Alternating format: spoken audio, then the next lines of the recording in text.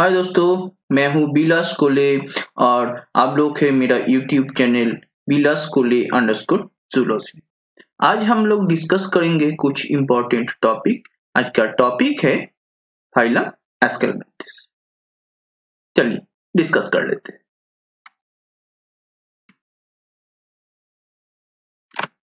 Phylum Aschelminthes, ये जो word derive किया है ग्रीक वर्ड टू दो ग्रीक वर्ड से, एक है एस्कस और एक है हेलमिन्स। एस्कस मतलब सैक और हेलमिन्स मतलब वाम। ये जो फाइलम है most of the free living है, कुछ एक्वाटिक होते हैं और टेरेस्ट्रियल भी होते हैं। ज्यादा से ज्यादा parasitic mode of lifestyle way lead करते हैं। इनमें कुछ कुछ मिलीमीटर में और कुछ कुछ मीटर में भी उनका जो लेंथ है शो करते हैं। वे जो वर्म्स है अनसेगमेंटेड वर्म्स है। इनमें जो organ grade of organ system, यानी जो उनका जो ऑर्गन सिस्टम का ग्रेड ऑफ ऑर्गेनाइजेशन है वो है ट्रिप्लोब्लास्टिक। इनमें बायलैटरल सिमेट्री देखने को मिलता है। इनमें जो स्पेसिमेंस है वो ज्यादा से ज्यादा सूडोसिलोम शो करता है, यानी वे सूडोसिलोमेट है। मतलब जो सिलोम है वे मेसोडर्मल जो लेयर है उनमें से नहीं होते। इनका जो एम्ब्रायोनिक ब्लास्टोसील होते हैं उनमें पेरिटोनियम कैविटी कवर नहीं होते।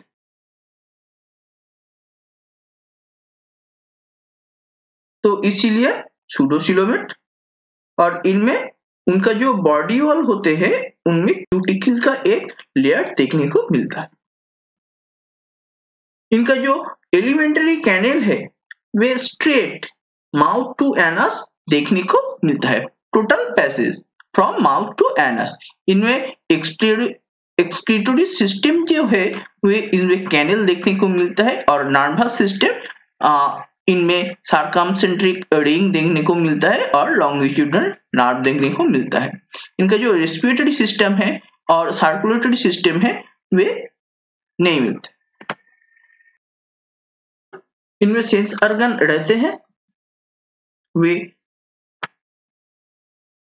यूनिसेक्सुअल होते हैं, यानी एक होते हैं फीमेल और एक होते हैं मेल।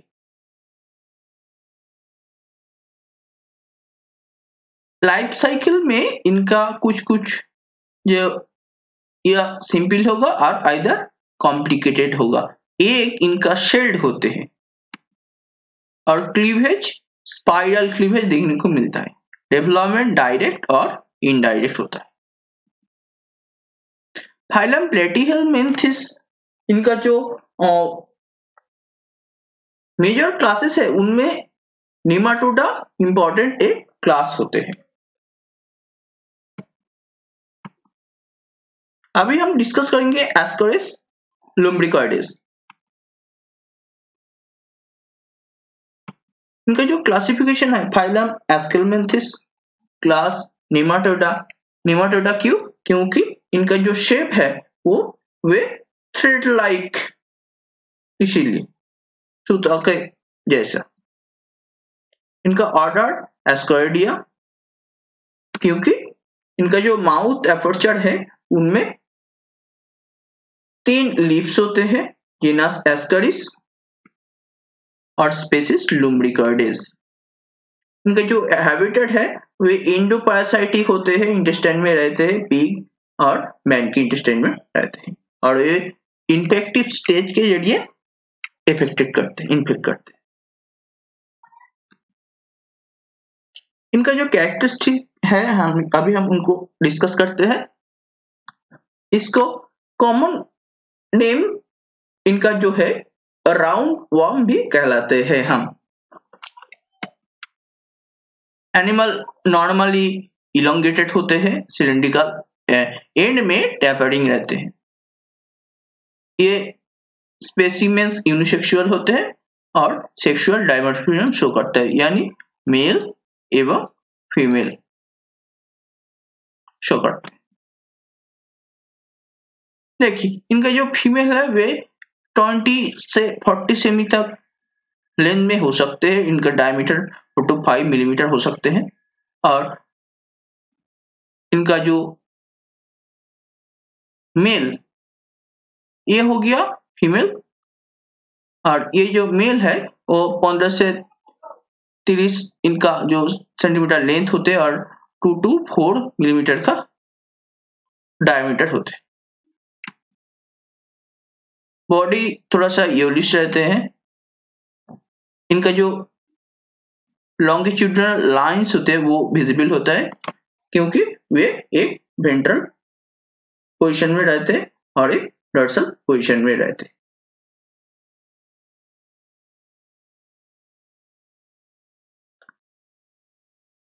इनका जो माउथ एपर्चर है उधर 3 लीफ्स रहते हैं।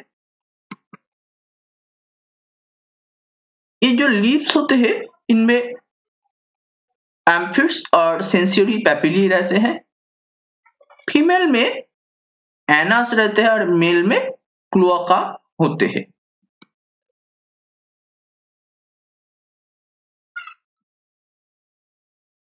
ये एनिमल सूडोसिलोमेट शो करते हैं।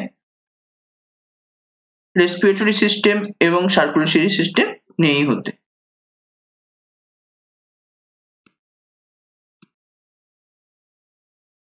इनका जो एपिडर्मिस होते हैं वे क्यूटिकल से कवर्ड होते हैं। एनिमल सूडोसिलोमेट शो करता है। इनका जो मेल में कॉपुलेटरी स्पीक्यूल्स देखने को मिलता है क्लोआका के पास। लाइफ साइकिल मोनोजेनेटिक, यानी वे मैन में कंप्लीट हो जाते हैं।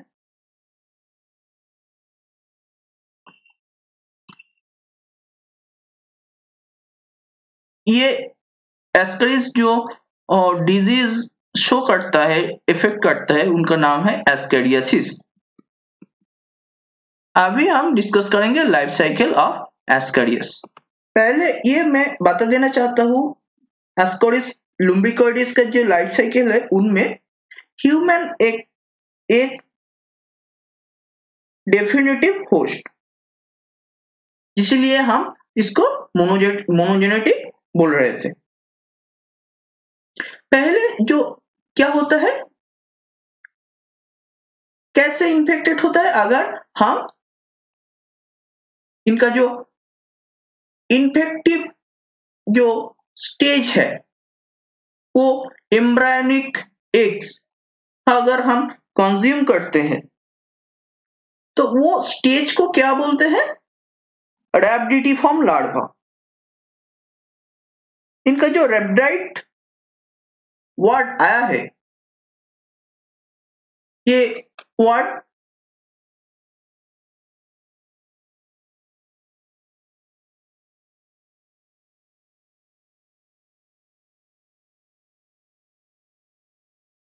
इनका जो रैबिड, इनका जो मीनिंग है रॉड लाइक, तो इसीलिए इनको रैबिडिफॉर्म लार्वा बोलते हैं।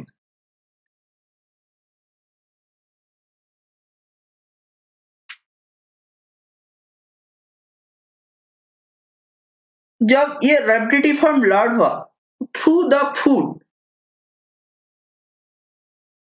ह्यूमन में एंट्री लेते हैं तब वे ह्यूमन को इफेक्ट करते हैं। पहले क्या क्या होता है, पहले ये जाता है स्टमक में, देन ये स्टमक से आता है। स्टमक से क्या होता है, वे डियोडिनम में आते हैं। ये डियोडिनम में क्या होता है, जो डाइजेस्टिव एंजाइम है वे इनको एक्टिव करते हैं, और इनका जो शेल है लार्वा का, जो एक शेल है वो रैप्चर करते, डिस्ट्रॉय कर देते।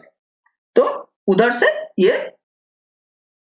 निकलता है, निकल के किधर आता है, इनका जो लंग्स है, लंग्स में आता है। तो डिओडिनम से इनका लंग्स में एंट्री लेते हैं, वे माइग्रेट करते हैं from duodenum to lungs through portal vein, through portal when.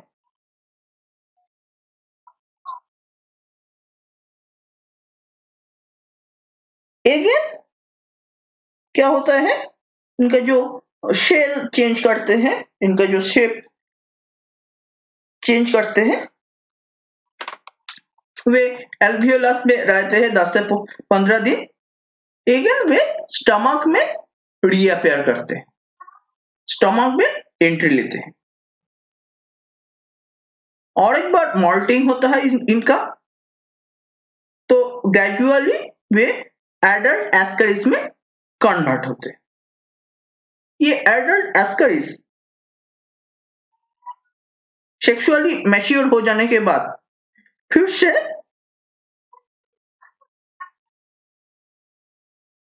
Egg liberate करने शुरू कर देते, और ये एग क्या होता है,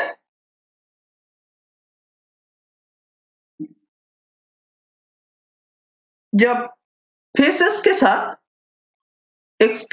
एक्सक्रीटरी मटेरियल ऑफ ह्यूमन, इनका साथ फेसेस के साथ क्या होता है, अगर फील्ड में आ जाते हैं तो वे अनफर्टिलाइज्ड एग अगेन क्या करते हैं, अंडरगो फर्दर डेवलपमेंट, कुछ डेवलपमेंट होते हैं, तब ये फर्टिलाइज होते हैं। अगेन ये हो गया इन्फेक्टिव स्टेज, वही इन्फेक्टिव स्टेज अगेन ये साइकिल दोहराता है।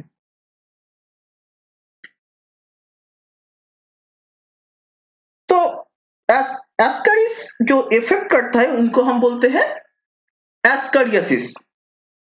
इनका जो डिसऑर्डर और डिजीज इनका नाम है एस्करियासिस।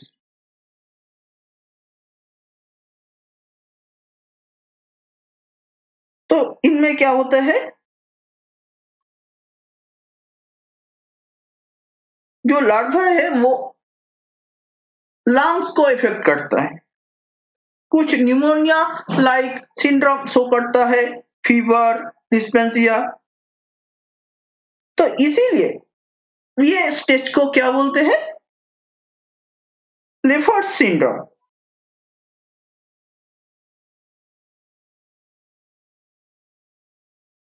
Clifford syndrome.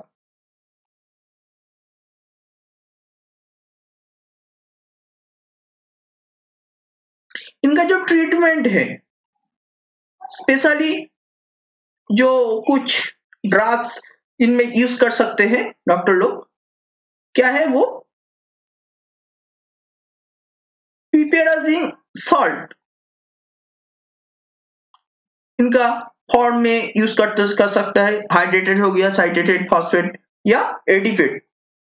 अगर ज्यादा से ज्यादा पेन होता है तो बेंजेनियम हाइड्रोक्सी नेप्थोलेट यूज करते हैं, ऑयल ऑफ सिनोपोडियम यूज कर सकते हैं। देखिए हम बोलते हैं prevention is better than cure. तो जब हम इनको डिस्कस करते हैं, इनका जो पैथोजेनेसिटी, तो हम प्रिवेंटिव मेजर भी डिस्कस करते हैं। तो सबसे अच्छा है जो इफेक्टेड आदमी है उनका जो एक्सक्रीटा वो सही तरीके से न्यूट्रलाइज किया जाए, या देखना चाहिए कि वो एक्सक्रीटा, वो इफेक्टेड ह्यूमन का एक्सक्रीटा किसी से भी फूड मटेरियल से इन्फेक्ट ना हो जाए। जो इन्फेक्टेड पर्सन है उनका सही तरीके से उनका ट्रीटमेंट होना चाहिए, और इनका जो अवेयरनेस प्रोग्राम वो सही तरीके से यूज करना चाहिए आम आदमी में। तो स्पेशली अगर हम स्कूल स्टूडेंट में इनका अवेयरनेस प्रोग्राम चलाते हैं वही अच्छा होता है।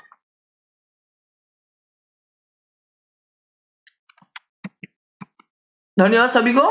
प्लीज लाइक कीजिए, शेयर कीजिए, कमेंट्स कीजिए, सब्सक्राइब मेरा चैनल सब्सक्राइब कीजिए। Please like share comments and subscribe my channel and press the bell icon. Thank you.